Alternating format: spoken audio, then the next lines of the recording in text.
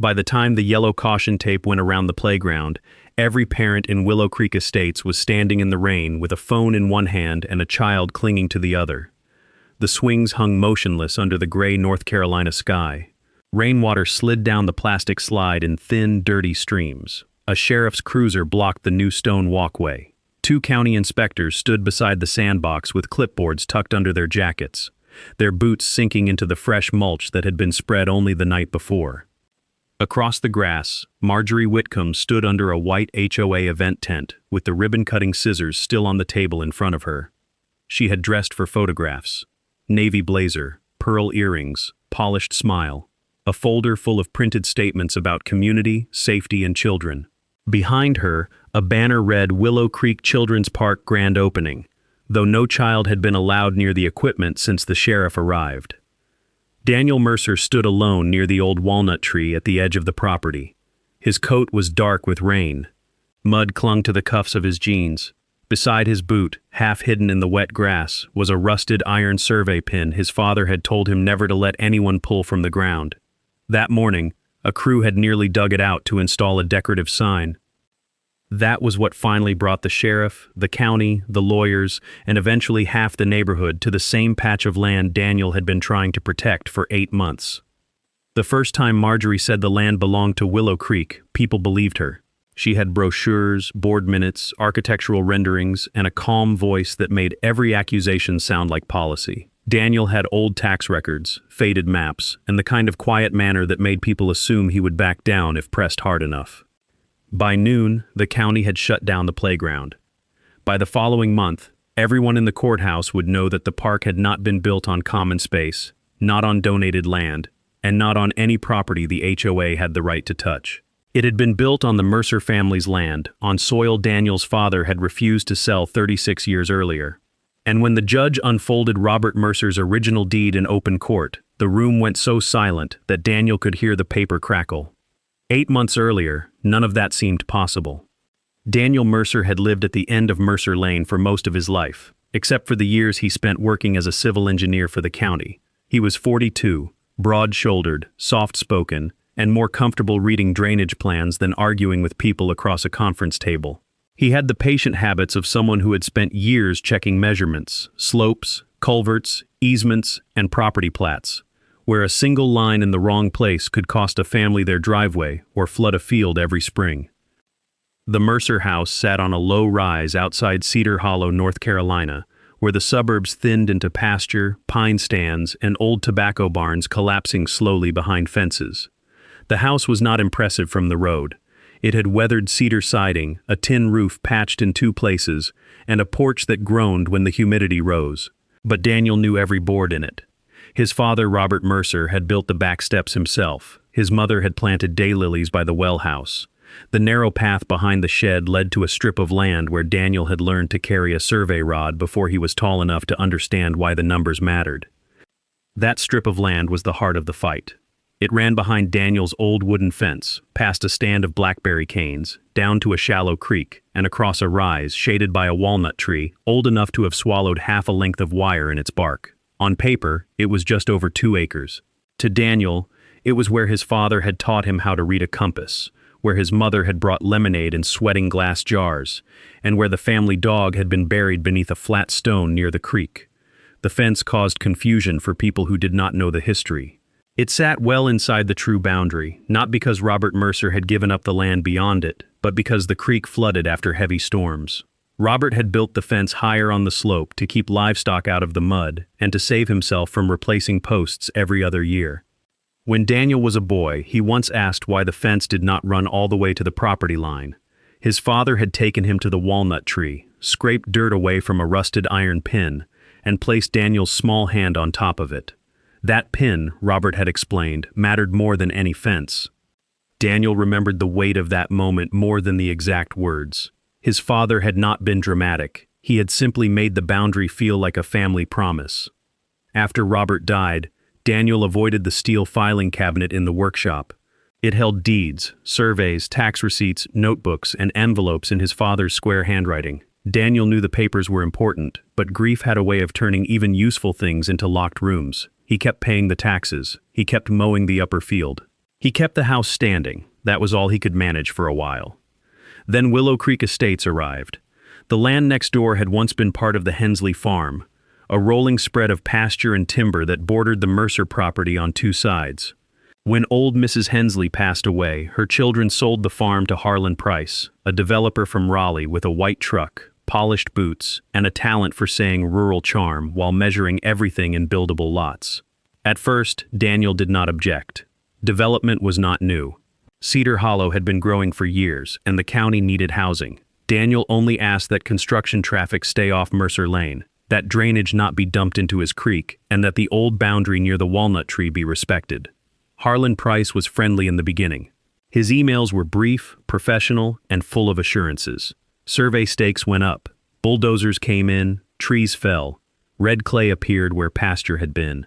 The air filled with the grind of engines, the slap of tailgates, and the steady beep of machines backing over earth that had been quiet for generations. Daniel watched from his porch more often than he wanted to admit.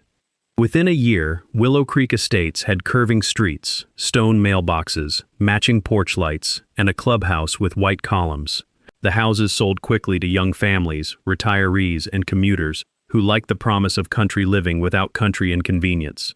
The developers' brochures showed children riding bikes, couples walking dogs, and a green space behind the homes labeled Future Community Amenity Area. Daniel did not see that brochure until much later. The HOA formed after the last house in Phase 1 closed. Marjorie Whitcomb became president almost immediately. She had moved from Charlotte, had served on 2 previous HOA boards, and understood power best when it wore a name badge and carried a binder. Her emails began politely. They referred to shared landscape standards, neighborhood harmony, stormwater responsibilities, and a community vision for the rear greenbelt. Daniel ignored the first few because he was not part of Willow Creek Estates. His land was outside the subdivision. He paid no dues, used no amenities, and had signed no covenants.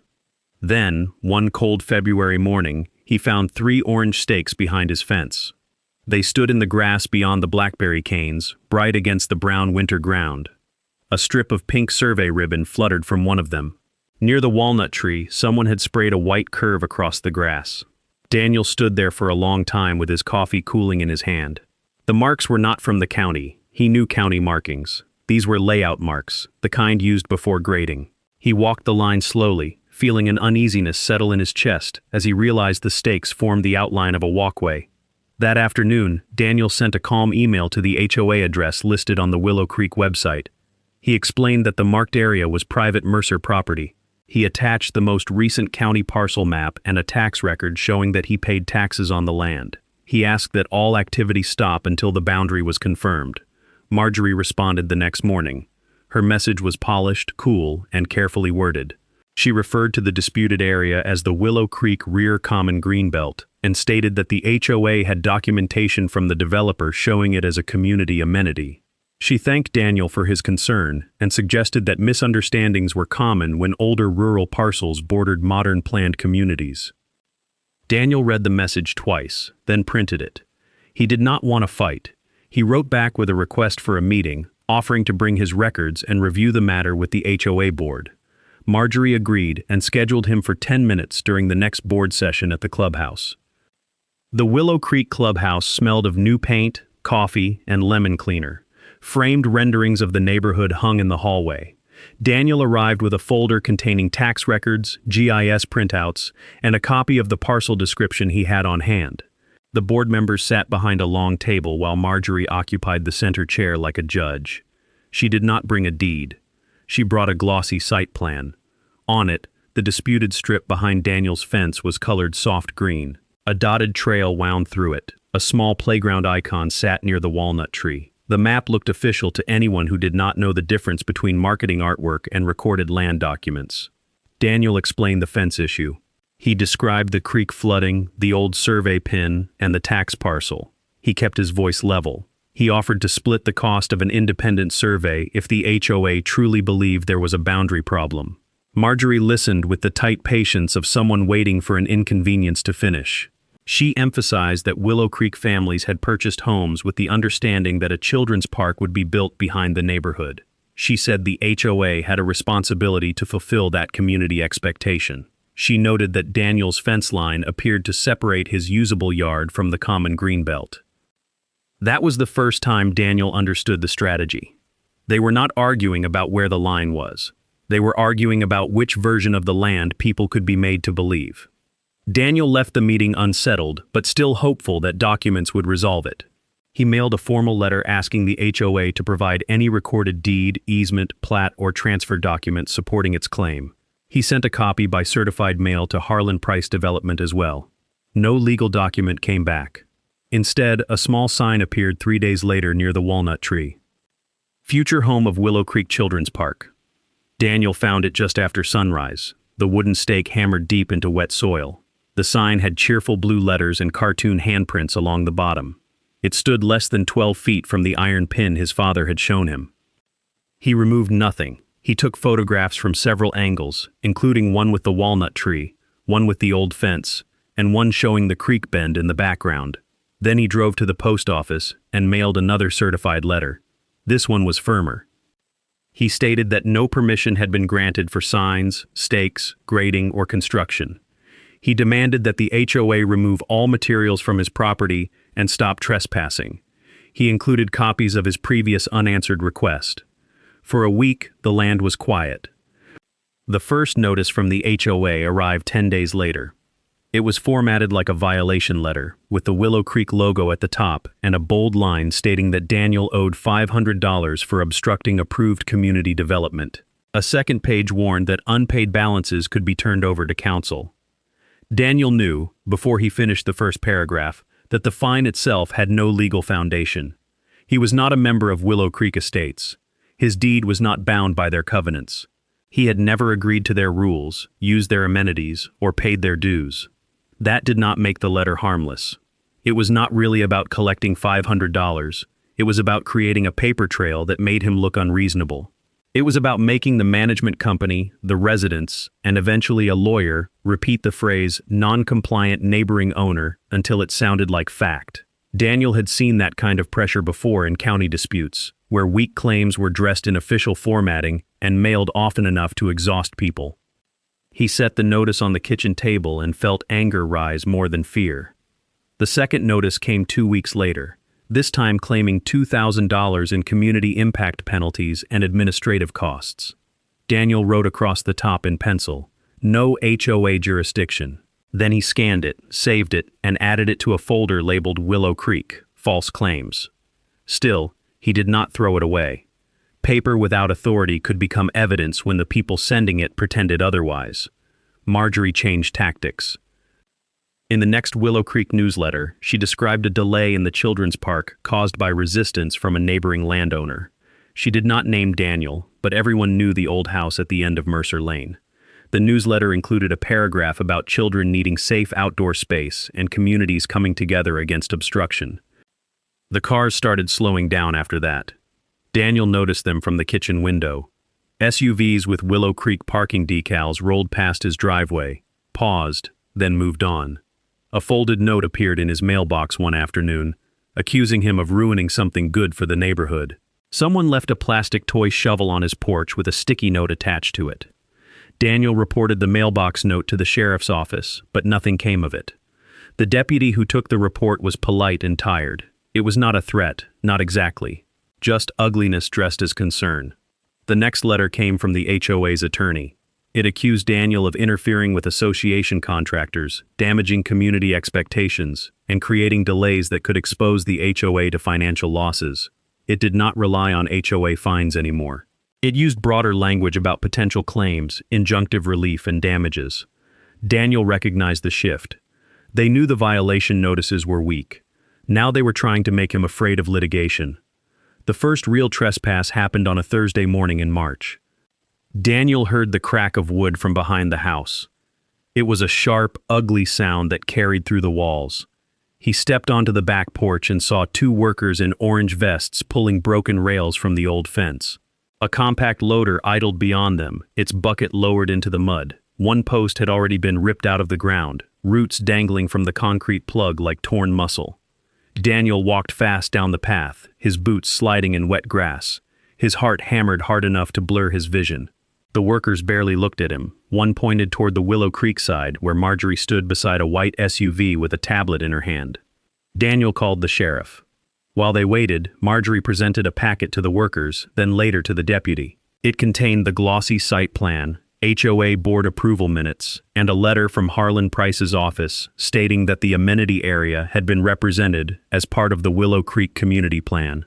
It looked organized. It looked official. It looked like something a court might care about, even though it lacked the one thing that mattered: a deed. The deputy treated the matter as a civil dispute. Daniel expected that, but expecting it did not make it easier to stand there while strangers removed part of his fence. The deputy advised everyone to avoid confrontation and seek legal resolution. Marjorie smiled with restrained satisfaction. The workers resumed after the cruiser left. By sunset, a section of the old fence lay in a splintered pile near the blackberry canes. That night, rain hammered the tin roof of the workshop hard enough to drown out the creek. Daniel stood in front of his father's steel filing cabinet with the key in his palm. The cabinet was gray, dented near the bottom drawer, and still marked with a strip of masking tape where Robert had once written boundary/taxes in fading black ink. Daniel had opened the workshop many times since the funeral. He had sharpened tools there, changed mower blades, and stacked firewood by the wall, but he had never opened that cabinet. It felt less like storage than a sealed room. The key resisted at first. Daniel had to work it gently, turning it halfway, pulling back, trying again until the lock finally clicked. When the drawer slid open, the smell of dust, paper, machine oil, and old tobacco drifted out. For a moment, he was 10 years old again, standing beside his father while Robert sorted receipts at the workbench with a pencil tucked behind his ear. Daniel did not find the answer quickly. The first folder held property tax receipts, most of them useless for the boundary question.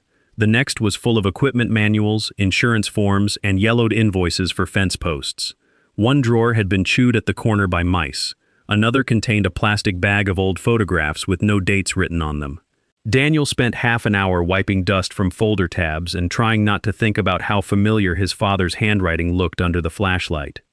He found a survey from 1974 that did not match the later tax map. Then he found a plat from 1987 with water stains across the lower corner. Then an unsigned draft agreement involving the Hensley farm that made his stomach drop because, for several minutes, he thought it might mean his father had given away the strip near the creek. He carried the papers to the workbench and laid them side by side. The rain kept beating overhead. The fluorescent light buzzed. Daniel checked deed book numbers, dates, notary stamps, and handwritten notes in the margins. The more he read, the less simple the history became. The Hensley boundary had shifted after a flood. The old fence had been moved uphill. A drainage swale had been described in one document but not another. Nothing was clean enough to wave in Marjorie's face the next morning. Near midnight, after nearly giving up, Daniel pulled open the bottom drawer. It stuck halfway. He had to kneel, brace one hand against the cabinet, and tug until something inside slid loose. A stack of old county envelopes spilled forward. Behind them was a manila packet flattened against the back wall of the drawer, almost hidden by a roll of survey flagging. Across the front, in Robert Mercer's square handwriting, was one line: "Do not let anyone pull the north pin." Daniel sat back on his heels. He did not open it immediately. He held the packet with both hands while the rain struck the roof, and the workshop seemed to shrink around him. His father had written those words for himself, maybe for a future surveyor, maybe for Daniel. Whatever the reason, the sentence carried a warning that had waited years to be heard. Inside was a folded plat, brittle at the creases, showing the Mercer parcel before Willow Creek existed. The north boundary ran beyond the fence, across the land where the playground stakes now stood, and down toward the creek. Near the walnut tree was a small handwritten circle labeled Iron Pin Set 4/1887. Daniel spread the plat across his workbench and weighted the corners with sockets. For the first time in weeks, he had something stronger than suspicion. But he also knew it was not enough by itself. A family document could point him in the right direction, but only recorded proof, survey confirmation, and public records would survive a courtroom. Over the next several days, Daniel built a timeline. He pulled the county GIS parcel layer and overlaid it with scanned copies of the old survey. He compared bearings and distances, he checked deed book references, he read the subdivision plat for Willow Creek Estates, and noticed something important. The recorded plat did not label Daniel's land as common area. Only the marketing plan did. The official subdivision boundary stopped short of the Mercer parcel. The green belt on the recorded plat was smaller than the green shaded area shown in the sales brochures. Somewhere between engineering plans, marketing materials, and HOA expectations, Daniel's land had been absorbed into a promise no one had the right to make. He drove to the county register of deeds on a rainy Monday and spent 4 hours at a public terminal. The clerk recognized his last name and remembered Robert. She guided him toward older deed books that had been digitized poorly. Daniel printed copies until his folder bulged. He also requested the building and grading permits for the playground. That was where the second crack appeared. The permit application listed Willow Creek HOA as the applicant and described the project site as rear common amenity area adjacent to lots 31 through 38. In a supplemental statement, someone had checked a box confirming that the applicant had legal control of the property. Attached was a letter of authorization signed by Marjorie Whitcomb on behalf of the HOA. Daniel stared at that line for a long time. Legal control of the property. He made certified copies. A week later, he hired an independent surveyor named Glenn Arnett, who had once worked with Robert Mercer. Glenn was in his 60s, with a gray beard, sun-damaged hands, and the calm impatience of a man who trusted instruments more than opinions. He arrived with a total station, GPS equipment, and an assistant carrying stakes. They started at the road, not the playground. Glenn insisted on rebuilding the boundary from known points. For 2 days, they worked through damp brush, old monuments, creek edges, and subdivision corners. Daniel followed with a notebook, saying little. When Glenn found the iron pin near the walnut tree, he crouched slowly and brushed the dirt away with his fingers. The pin was still there. It matched Robert's 1987 survey within inches. Glenn's final report was clear. The fence was not the boundary. The HOA playground site lay almost entirely within the Mercer parcel. The old iron pin was a valid monument referenced by recorded documents. No recorded deed, easement, dedication, or transfer gave Willow Creek HOA the right to build there. Daniel read the report at his kitchen table while evening light faded over the field. Relief did not come all at once. It came mixed with exhaustion and grief. His father had been right. The land had been protected. The records had been there the whole time. Daniel only wished Robert were sitting across from him, tapping the paper with one finger, as if to remind him that measurements mattered, because memory alone was never enough. Daniel's attorney, Elise Grant, filed a cease and desist letter within 48 hours. Unlike Daniel's earlier letters, this one included the survey report, deed references, permit copies, and a demand that all construction stop immediately. It warned that further activity would be treated as willful trespass and property damage. The HOA did not stop. Instead, Marjorie doubled down. A new letter from the HOA attorney claimed that the survey raised questions but did not conclusively resolve the association's equitable rights. It suggested that the community had relied on the park representation when buying homes. It accused Daniel of attempting to deprive children of a promised amenity after years of apparent acquiescence. Daniel had not acquiesced to anything. He had objected from the first orange stake. Elise advised patience. They would seek a temporary restraining order if construction continued. Daniel agreed, but patience became harder each morning when he heard machines grinding behind his house. He installed cameras on the workshop and back porch. He placed one discrete trail camera near the creek, angled toward the walnut tree and the construction entrance. He saved every clip, workers unloading timbers after receiving the cease and desist letter, HOA board members walking the site with printed plans, Marjorie pointing toward the old fence as if the broken rails still proved something. Harlan Price's truck parked near the clubhouse while his project manager met with the HOA.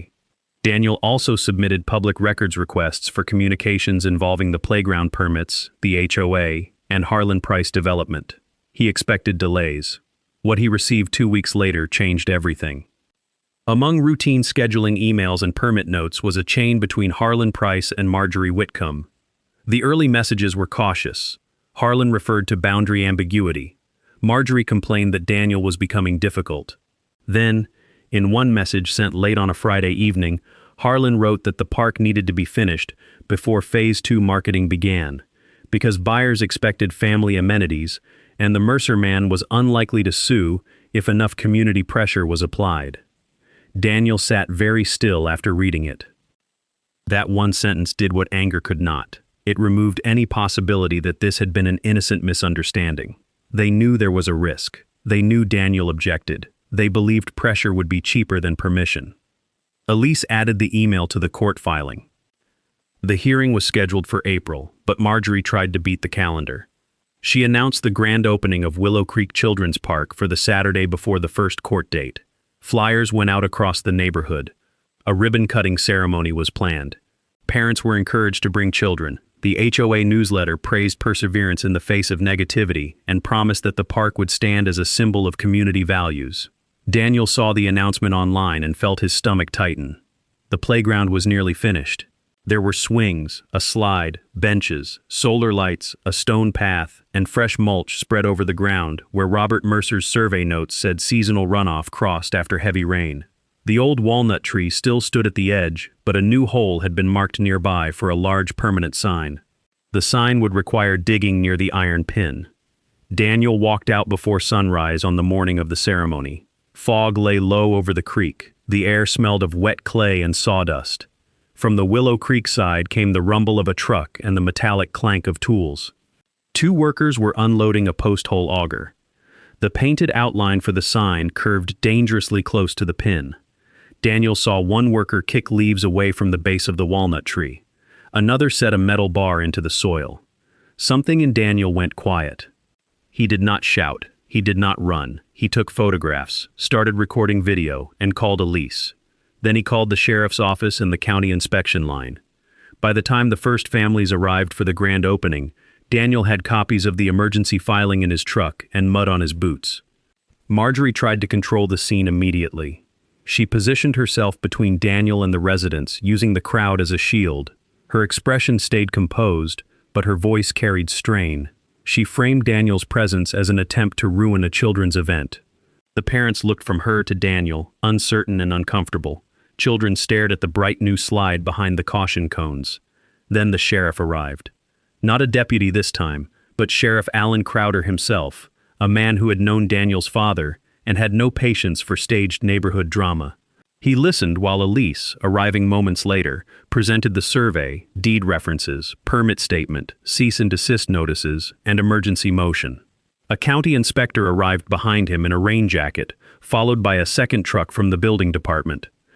The auger was shut off. The silence after the engine died seemed to spread through the whole park. The inspector reviewed the permit file on a tablet, then walked the site with Glenn Arnett's survey overlay in hand. He checked the walnut tree, the pin location, the playground footprint, and the recorded plat. His face grew harder with each point. Within 30 minutes, the county issued a stop work order. Yellow tape went around the playground. The grand opening banner sagged in the rain. Parents pulled children back toward the sidewalk. Marjorie stood beneath the HOA tent, still trying to smile, but the shape of the day had turned against her. The court hearing that followed was no longer a small neighborhood dispute. The courtroom filled with Willow Creek residents, local reporters, HOA board members, county officials, and several contractors who had worked on the park. Daniel sat beside Elise with his father's deed in a protective sleeve. Across the aisle, Marjorie sat with the HOA attorney. Harlan Price sat behind them, no longer smiling like a man above the mess. The HOA's argument was polished but careful. Their attorney did not claim that a recorded deed gave the association title to the land. Instead, he leaned on reliance. He described the playground as a good-faith community improvement, built on plans provided during development, located beyond what appeared to be Daniel's maintained fence line, and funded by residents who believed the area had been reserved for common use. He emphasized the old fence more than once. He emphasized the children. He emphasized the idea that Daniel had waited until the project was nearly finished before turning a boundary concern into a legal emergency. Elise did not respond with outrage. She responded with sequence.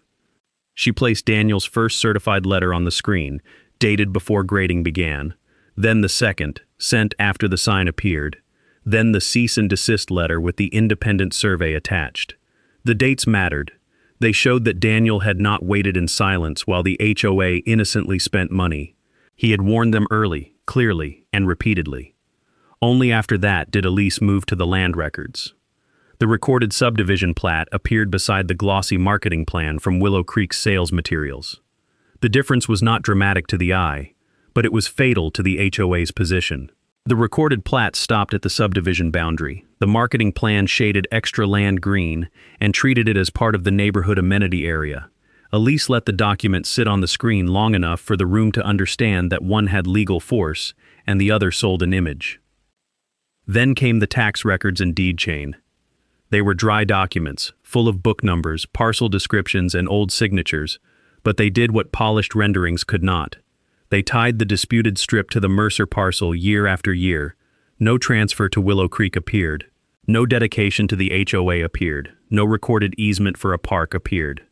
Glenn Arnett testified about the survey. He explained why the old fence was misleading, how flood conditions had pushed it uphill, and why fences in rural properties often marked convenience rather than title. He identified the iron pin near the walnut tree as a monument consistent with Robert Mercer's 1987 survey and the current measurements. He did not sound dramatic. That made him more convincing. The HOA attorney tried to press him on the apparent boundary. Glenn answered by returning to bearings, distances, monuments, and recorded plats. Each answer narrowed the space in which the HOA's story could survive. Elise then introduced the permit application. Marjorie had signed a statement confirming that the HOA had legal control of the project site. On its own, it might have been dismissed as careless. But, paired with Daniel's letters, the survey warning, and the continued construction shown on camera, it became something harder to excuse. The video clips were short. A crew unloading timbers after the cease and desist letter. A board member walking the site with Marjorie. Workers digging near the walnut tree after the survey had already been delivered. No single clip was explosive. Together they showed momentum continuing after notice, which was exactly what the HOA needed the judge not to see. Then Elise presented the email from Harlan Price. The room changed before she even finished reading it. Harlan had written that the park needed to be completed before Phase 2 marketing began, because buyers expected family amenities, and the Mercer man was unlikely to sue if enough community pressure was applied. No one whispered about children after that. The judge asked for the original deed. Elise handed it over. The document was old, its folds soft from decades of careful storage. It had been signed when Robert Mercer bought out a disputed remnant of the Hensley boundary long before Willow Creek existed. Attached to it was a restriction from a later partial sale involving the neighboring farm. It stated that no portion of the retained Mercer land could be advertised, dedicated, used, or improved as a subdivision amenity without a separate written conveyance signed by the Mercer owner and recorded with the county. The judge looked up from the page and asked the HOA attorney where that conveyance was. There was no answer that helped them. The attorney said they had not located one. Harlan Price shifted in his chair. Marjorie stared at the table, her hands folded so tightly that her knuckles had gone pale. For the first time since Daniel had walked into the clubhouse months earlier, nobody in authority was treating the glossy green space on Willow Creek's brochure as if it could outweigh his father's deed. The ruling did not come with fireworks. Real law rarely does. The court granted injunctive relief, preventing the HOA from using or improving the disputed land. The judge found that Daniel had shown clear evidence of ownership and that the HOA had proceeded despite repeated notice. The court ordered the HOA to remove the playground structures from the Mercer parcel, restore the disturbed land under county supervision, and cover reasonable damages, survey costs, and a portion of legal fees. The permit issue was referred back to the county for review. That review became its own storm. The county suspended the playground permit and opened an inquiry into the statements made on the application. Harlan Price's Phase 2 expansion was delayed pending verification of all boundary representations in the development file. Contractors who had relied on HOA authorization demanded payment for halted work. Willow Creek residents, who had believed they were funding a park, learned they might also be funding its removal. The special HOA meeting took place 2 weeks later in the clubhouse. Daniel did not attend, but he heard about it from 3 different neighbors who came separately to apologize. The meeting had been loud, angry, and long. Parents wanted to know why their children had been used in a land dispute. Retirees wanted to know why HOA dues had paid legal bills for a project built on property the association did not own. Board members tried to distance themselves from Marjorie. Harlan Price's name came up often. Marjorie resigned before the recall vote could be completed. Her final statement blamed confusion, incomplete developer records, and an unfortunate rush to serve the community. By then, even her supporters had stopped nodding. The playground came down in pieces. The swings were removed first, then the slide, then the benches and solar lights. The stone path took longer because the workers had to lift each section without tearing deeper into the soil. The county required erosion control, reseeding, and restoration of the drainage swale that had been disturbed. For weeks, Daniel watched crews repair damage that never should have happened. Victory did not feel clean. The land looked wounded. Red clay showed through the grass. Tire ruts hardened in the sun. The blackberry canes were crushed. Part of the old fence was gone forever. The original rails split beyond saving. Daniel had won in court, but he still had to stand in the place where strangers had treated his family's history like unused space. On an October afternoon, after the first cool front moved through Cedar Hollow, Daniel rebuilt the section of fence with cedar posts and wire set high enough to let floodwater pass. He did not place it on the property line. He put it where his father had put it, uphill from the mud, practical and honest.